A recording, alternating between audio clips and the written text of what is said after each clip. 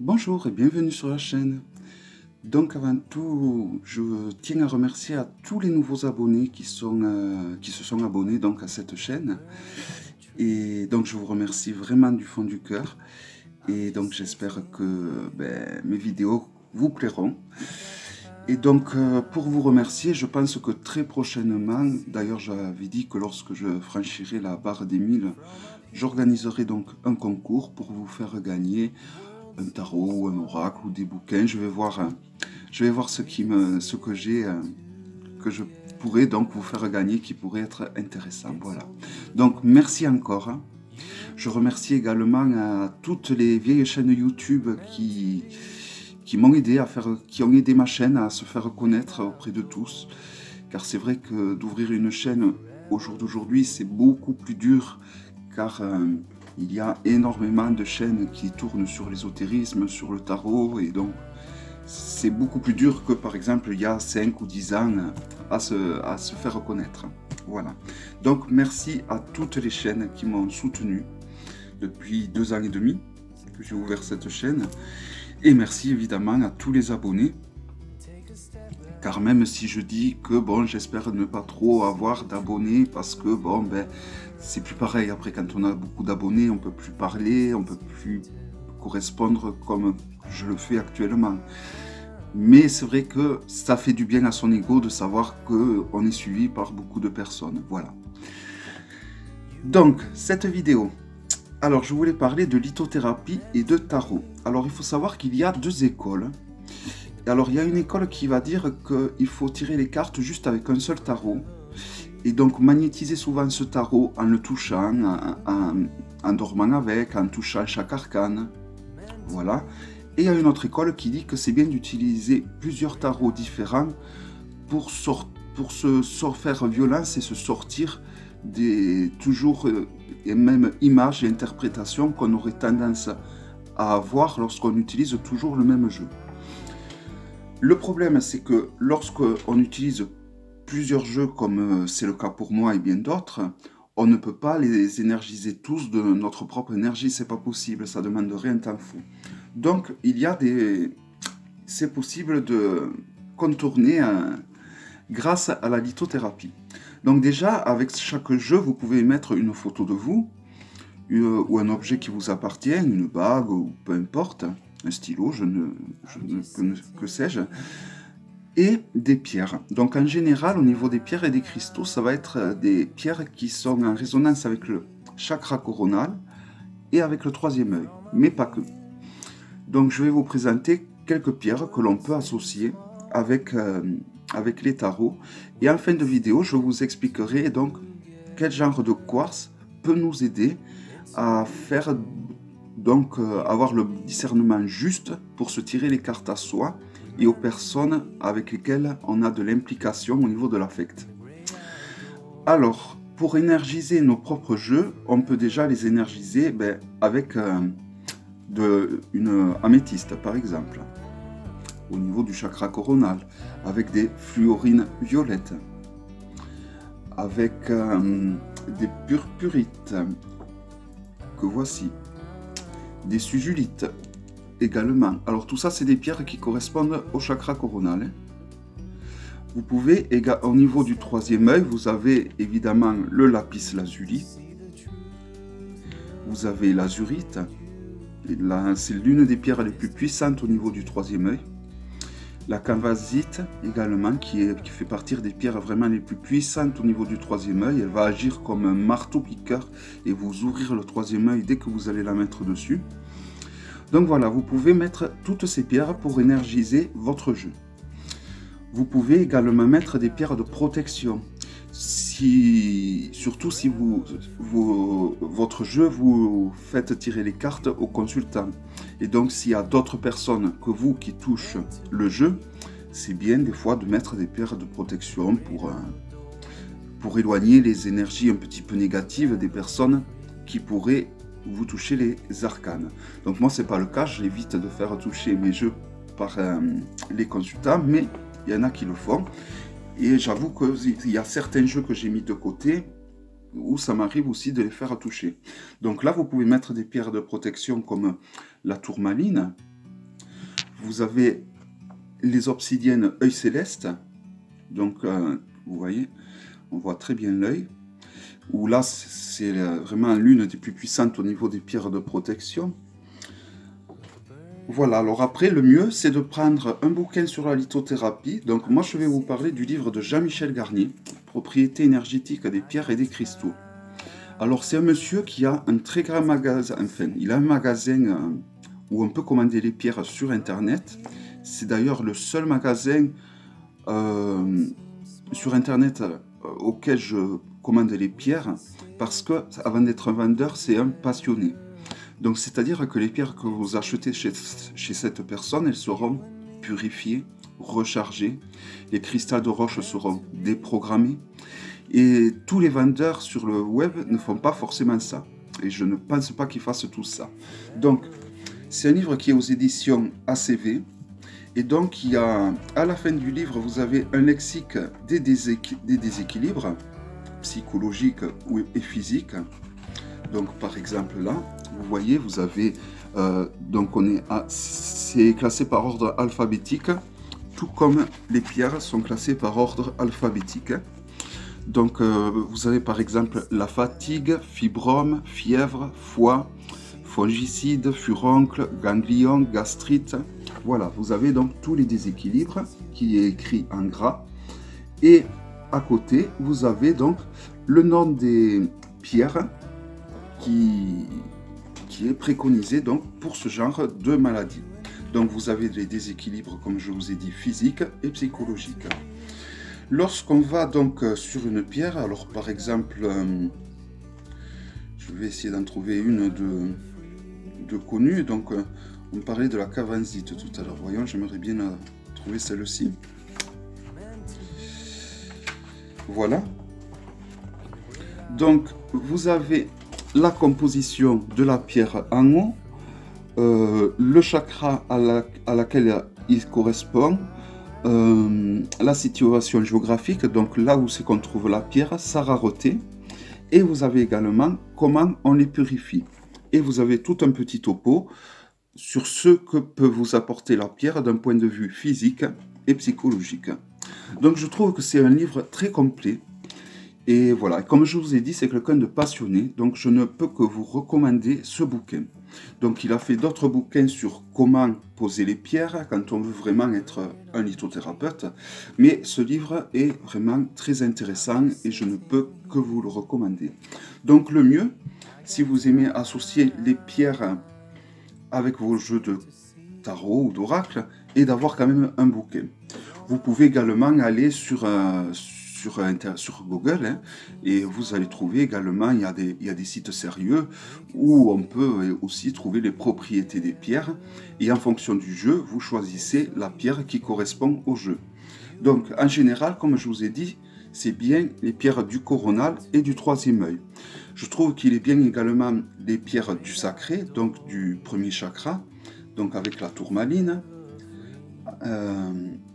l'obsidienne, il y a quoi d'autre, le grenat, que je dois avoir quelque part, mais que je ne trouve pas là. Voilà, parce que ces pierres vont apporter de l'ancrage. Et c'est bien d'avoir de l'ancrage quand on tire les cartes, pour pas s'envoler trop loin. Voilà. Alors ensuite, par exemple, il y a des pierres qui ne sont pas forcément liées au troisième œil, comme la péridote. Alors la péridote, moi je l'ai associée à un jeu, au Templar Tarot, donc mon tarot sur les Templiers, qui est l'un de mes tarots préférés. Alors pourquoi j'ai utilisé la péridote? Donc il faut savoir que la péridote est une pierre qui est idéale donc pour les ulcères, mais pas que. D'un point de vue psychologique, elle va développer vos capacités de voyant. Et donc je l'associe avec les Templiers, tout simplement parce que cette pierre, on la connaît depuis le temps des croisades, car c'est les Templiers qui ont trouvé cette pierre et qui l'ont amenée en France. Voilà. Pareil pour les jeux qui ont comme thème les fées, vous pouvez mettre cette pierre qui s'appelle la storoïde, qui est une pierre de fertilité. Et alors vous voyez, il y a comme une croix qui est dessinée dessus, et on dit que cette croix aurait été déposée par des fées. Donc c'est une pierre qui aime la terre. C'est-à-dire, par exemple, si vous avez une plante verte qui est malade, vous pouvez l'enfouir dans le pot de la plante verte et c'est fort possible que cette plante retrouve de la vigueur et de la vitalité. Voilà, et donc cette pierre est intéressante pour l'associer à tous les jeux qui ont comme thème les fées. Alors vous avez également, qui est un petit peu le même principe, la Fairy Stone, on appelle carrément la pierre des fées. Pareil, cette pierre, je l'ai associée à mon tarot des fées, de Tarot Co Studio. Donc, je vais vous montrer quelques arcanes, du coup, qui est mon tarot préféré, qui a comme thème les fées. Je trouve que les dessins sont magnifiques. Hein. Les cartes sont de bonne qualité. Et voilà, et donc j'ai la Fairy Stone, donc elle va d'office avec ce jeu, forcément. Voilà, alors ensuite les jeux qui ont comme thème... Il y a ma chatte qui fait le bordel. Alors que les jeux qui ont comme thème les sirènes, les océans, vous pouvez leur associer par exemple des pierres comme celle-ci, qui est un coquillage fossilisé. Vous avez également ceci, qui est un coquillage fossilisé. Vous pouvez donc mettre ce genre de pierre. Alors ensuite, il est bien de mettre aussi avec votre jeu si vous avez par exemple des mal au niveau ou que vous avez peur de mal vous exprimer, vous pouvez mettre des pierres qui sont associées au chakra de la gorge, comme la calcédoine par exemple, qui aide au niveau de l'élocution. Donc c'est une pierre qui va vous permettre de bien vous exprimer. Donc vous pouvez également mettre ce genre de pierre. Vous pouvez également mettre des pierres qui vous relient à des anges ou des entités lumineuses. Alors, au niveau des anges, il en existe plusieurs. Vous avez la séraphinite, donc qui est une pierre qui correspond au chakra du cœur. Donc ça revient à ce que je dis tout à l'heure, on n'est pas obligé de mettre des pierres qui correspondent au coronal ou au troisième œil. Donc la séraphinite est une pierre qui va nous relier, on dit, avec notre ange gardien ou avec le royaume angélique. Tout comme l'angélite. L'angélite qui est une pierre qui va également nous relier avec le monde des anges. Donc ces deux pierres, tous les jeux qui ont comme thème les anges, que ce soit des tarots, des oracles ou même des petits Lenormand, vous pouvez les mettre avec vos jeux. Alors ensuite, vous avez les pétalines brutes ou polies, que voici, qui sont des pierres qui nous relient à des entités lumineuses, donc des entités qui nous veulent du bien. Certains les appelleront anges gardiens, d'autres guides, avec des guides lumineux. Voilà. Vous avez également des calcédoines à âme. Alors ça, c'est des pierres très très rares.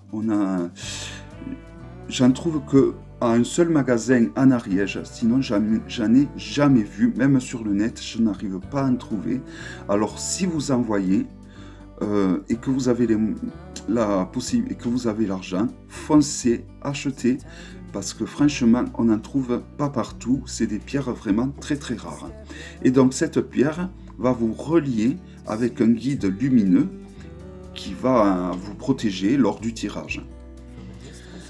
Alors ensuite, vous avez le quartz à âme. Alors le quartz à âme, la âme, ça va être, vous voyez ce filament qui ressemble à une espèce de tornade à l'intérieur du quartz. Alors on dit que cette âme nous relie, donc toujours pareil, soit aux anges, pour ceux qui croient aux anges, ou à un guide lumineux qui va nous aider donc à bien interpréter le tirage. Alors ensuite, vous avez le cristal de roche. Alors pourquoi le cristal de roche et particulièrement le cristal de roche jumeau? Alors le cristal de roche jumeau, je vais vous en présenter deux. C'est deux cristaux qui ont poussé côte à côte et qui ont la même grosseur. Donc là il s'agit d'un cristal jumeau lémurien et là également. Donc ceux-là, ils sont assez gros. Donc il en existe des tout petits. Alors celui-là, je crois que je l'avais payé, si je me souviens bien, une quarantaine d'euros. Donc je ne l'avais pas payé cher, hein. Je l'avais eu, bon, je l'avais eu au prix, on me l'avait fait à 30%, je crois, au prix qu'on le fait quand on est professionnel. C'est pour ça que je l'ai eu à ce prix-là. Mais vous en avez des tout petits qui font très bien l'affaire. Alors pourquoi les quartz jumeaux? Parce que les quartz jumeaux, en fait, nous apprennent à accepter notre dualité qu'il y a en nous. Et donc, ils nous apprennent à voir le bon comme le mauvais. Et quand on tire les cartes à soi-même ou aux personnes avec qui on a beaucoup d'affect dedans, c'est très bien d'avoir cette propriété-là en nous, si je puis dire, pour pouvoir faire un tirage le plus juste possible. Alors après, il y en a qui disent qu'on ne peut pas se tirer les cartes à soi. Moi, je pense que si on ne se ment pas à soi-même, on peut se tirer les cartes à soi. Par contre, c'est vrai que de tirer les cartes à des personnes où il y a beaucoup d'affect qui rentrent en compte, c'est très dur, car on va avoir tendance à voir que le bon côté du tirage.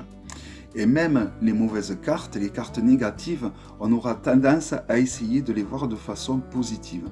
C'est pour ça qu'il est plus qu'intéressant d'avoir un quartz jumeau. Il y a également la tourmaline, une tourmaline marron.